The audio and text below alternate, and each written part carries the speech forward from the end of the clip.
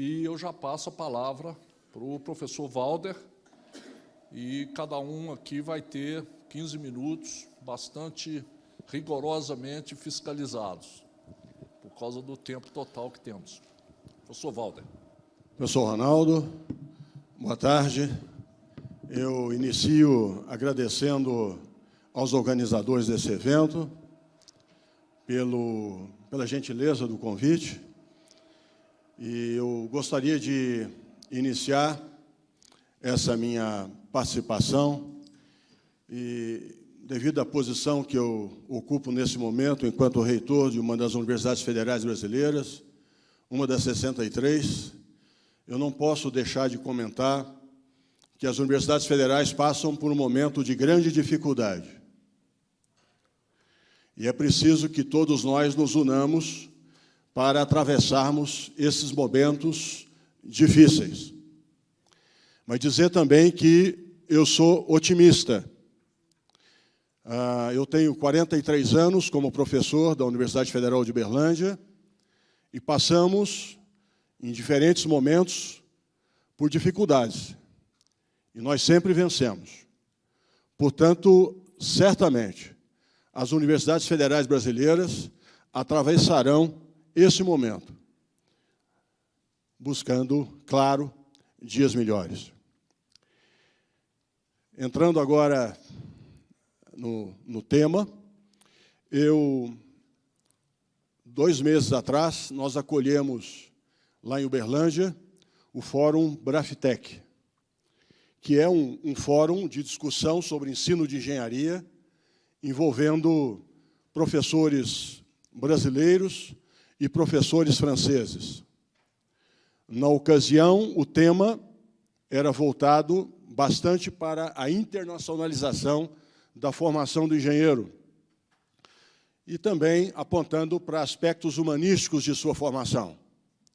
Naquela ocasião, reunimos mais de 60 professores franceses e quase uma centena de professores brasileiros.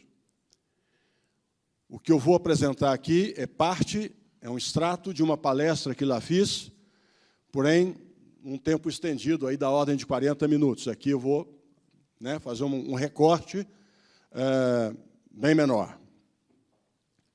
Primeiro, eu quero responder ao meu amigo professor Watanabe, dizendo que, sim, existe vida inteligente fora do Rio de Janeiro. Exatamente. Então, eu sou lá da Universidade Federal de Uberlândia. A Universidade Federal de Uberlândia está no centro do país, mas no estado de Minas Gerais. Uma cidade, tamanho médio, 700 mil habitantes. Então, ali do lado esquerdo de vocês tem um aspecto geográfico, para terem uma ideia da localização de Uberlândia em relação a Belo Horizonte, e à direita de vocês, uma vista aérea de drone feita do campus onde se encontra a reitoria da nossa instituição. Também é o contrário, né? A verdade é que a nossa instituição ela foi fundada em 1969, e ingressou no Sistema Federal de Universidades Brasileiras em 1978. Temos hoje 7 campi, dos quais 3 não estão em Uberlândia, ou seja, os outros 3 campi não em Uberlândia estão em Ituiutaba, Monte Carmelo e Patos de Minas, na região que nós conhecemos como Triângulo Mineiro Norte. E aí tem alguns dados institucionais. Lembrar que nós temos um grande hospital universitário, além de hospital odontológico, hospital veterinário, e temos aproximadamente 5.000 estudantes de engenharia, de um total de aproximadamente quase 30.000 estudantes. Portanto, uma instituição que praticamente dobrou de tamanho nos últimos 12, 15 anos. Muito bem. Alguns dos desafios do GCSP, eu acho que se enquadram dentro daquilo que a gente poderia chamar de perfil esperado para engenheiros do século XXI. Alguns deles, eu vou passar bem rápido, foram mencionados aqui. Questão do pensamento crítico, né? capacidade de analisar e avaliar fontes de informação. Nós não temos mais problema com informação, nós temos problema com a qualidade da informação. É preciso saber distinguir aquilo que é informação boa daquilo que é só uma informação a mais. Questão da criatividade foi comentada aqui. Capacidade de imaginar, participar, encontrar sua expressão própria e motivação no trabalho de engenharia. Então, tem um livro recente sobre ensino de engenharia, escrito por um autor da área de algoritmos genéticos e agora se tornou gestor. Ele diz que a pessoa tem que se divertir enquanto faz engenharia. A pessoa tem que have fun enquanto faz engenharia. E eu acredito nisso. Questão da cooperação. Muito mais do que apenas trabalhar em grupo, mas é levar em conta aspectos políticos, encontrar interesse comum, criar redes de solidariedade. Em alguns países tem questões relacionadas à alteração climática, problemas de desigualdade social, e em alguns países também, do qual o Brasil passa a fazer parte, questão de fluxos migratórios. No caso da conferência que eu acabei de mencionar com os franceses enfrentam uma questão extremamente dura relacionada a fluxos migratórios, do qual a engenharia tem sido chamada a também participar. Questão de entender e fazer um uso responsável de tecnologia do estado da arte, especialmente ferramentas que estão disponíveis na forma de algoritmos e na forma de até de redes sociais, o desenvolvimento de inteligência emocional, ou seja, saber trabalhar em grupo de uma maneira que haja uma empatia dentro desse grupo e todos se sintam importantes, construção de empatia, eu acho que isso cada vez mais faz parte do perfil do engenheiro, ser independente, fazer escolhas responsáveis, isso nem sempre é fácil, e a gente vai aprendendo com a vida, mas eu acho que as características da vida moderna, em um plano internacional, exigem isso dos novos engenheiros de uma maneira cada vez mais prematura. E estar prontos para trabalhar num contexto internacional. Eu queria, como exemplo, citar a engenharia simultânea. Dois exemplos rápidos. A Airbus é um projeto de aeronaves, consórcio europeu, onde diversas partes são fabricadas em diferentes países. Isso tem que funcionar de forma harmônica, no tempo certo, para que a aeronave seja montada a tempo, com todos os critérios de segurança, de desempenho e etc. Algo parecido acontece, evidentemente, também aqui no Brasil, com a nossa empresa Embraer. Eu queria também comentar um pouco sobre alguns fatores que influenciam a educação do engenheiro. Evidentemente, nós temos fatores econômicos, fatores relacionados à própria ciência, fatores relacionados à sociedade e fatores relacionados ao nosso estudante de engenharia. E nos painéis dessa manhã, particularmente num dado momento, a gente observou uma preocupação com os nossos estudantes, que são indivíduos que têm algumas condições e algumas necessidades próprias que precisam ser respeitadas, até para que eles se sintam motivados, evitando evasão e outros aspectos que foram aqui descritos um pouco mais cedo.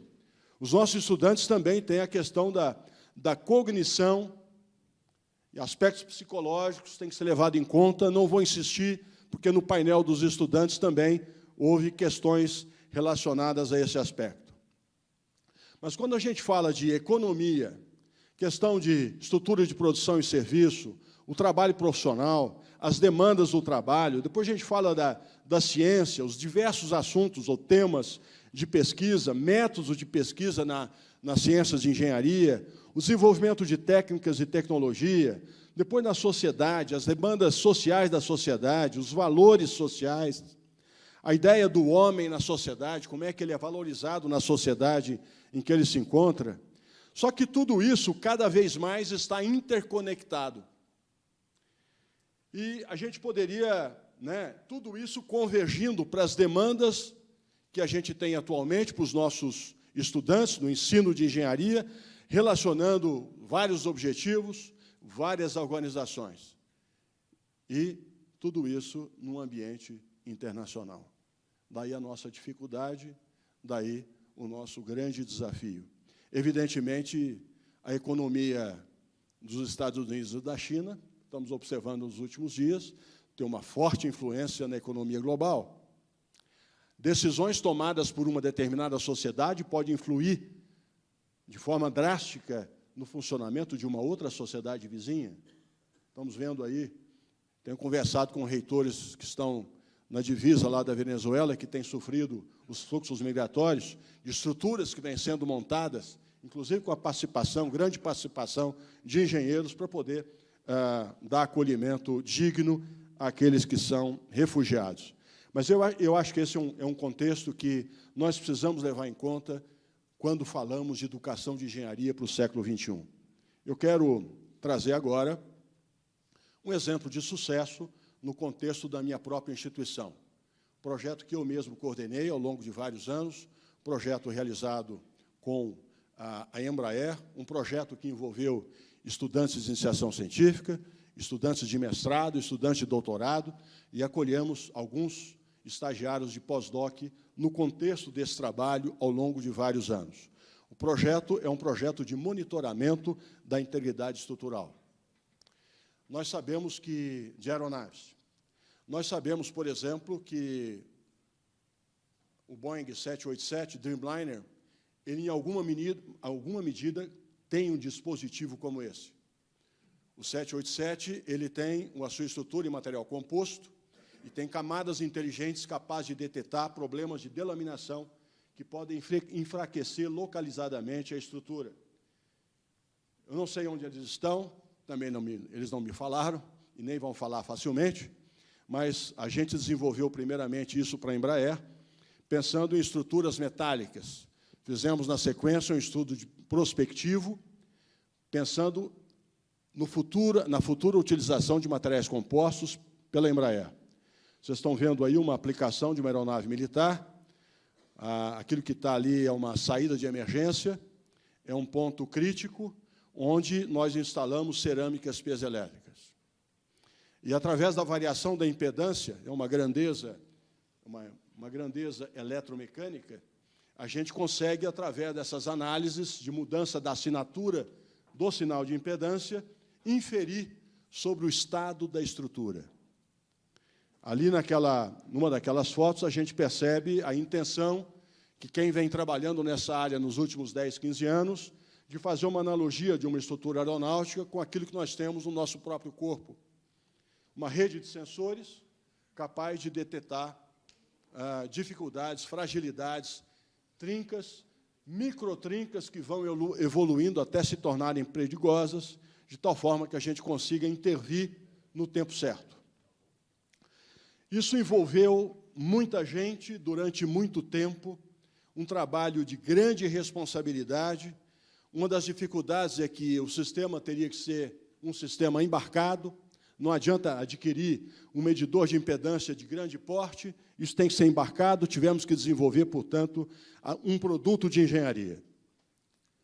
A ideia é que essa estrutura possa ser monitorada permanentemente, poderíamos fazê-lo em voo. A Embraer preferiu que nós o fizéssemos quando do pouso, a aeronave pousa, descarrega os dados, esses dados vão para a nuvem, pode ser analisados em Fort Lauderdale, pode ser analisado em São José dos Campos, ou pode ser analisado na sede da Embraer em Portugal.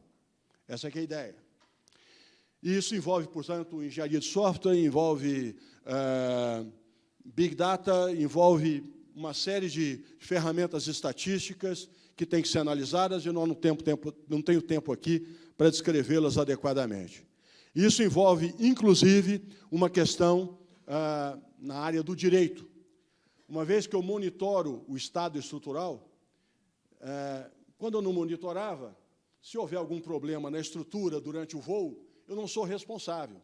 No momento que eu monitoro, e eu sei, e tomo uma decisão do avião fazer um voo subsequente, apesar de eu saber de uma falha estrutural, porque isso é possível, com segurança, nós começamos a entrar numa área totalmente nova que a gente chama de prognóstico de dano. O que vai acontecer após o pequeno dano? Só que no momento que eu tomo a decisão, tem uma questão de liability que tem que ser observada. Então, tudo isso envolve esse projeto. E levou até uma patente nos Estados Unidos. Eu fiz questão que fizessem parte. Tenho muito orgulho de ver a minha universidade numa patente junto com a Embraer, com uma empresa, e toda a equipe, eu fiz questão que ela fosse listada em ordem alfabética, para que todos, engenheiros da universidade, engenheiros da indústria, fossem coautores nessa patente. Com isso, eu agradeço, e acho que está exatamente dentro do contexto que a gente pretende para o engenheiro do século XXI, e deixo aqui o meu e-mail para contato. Muito obrigado.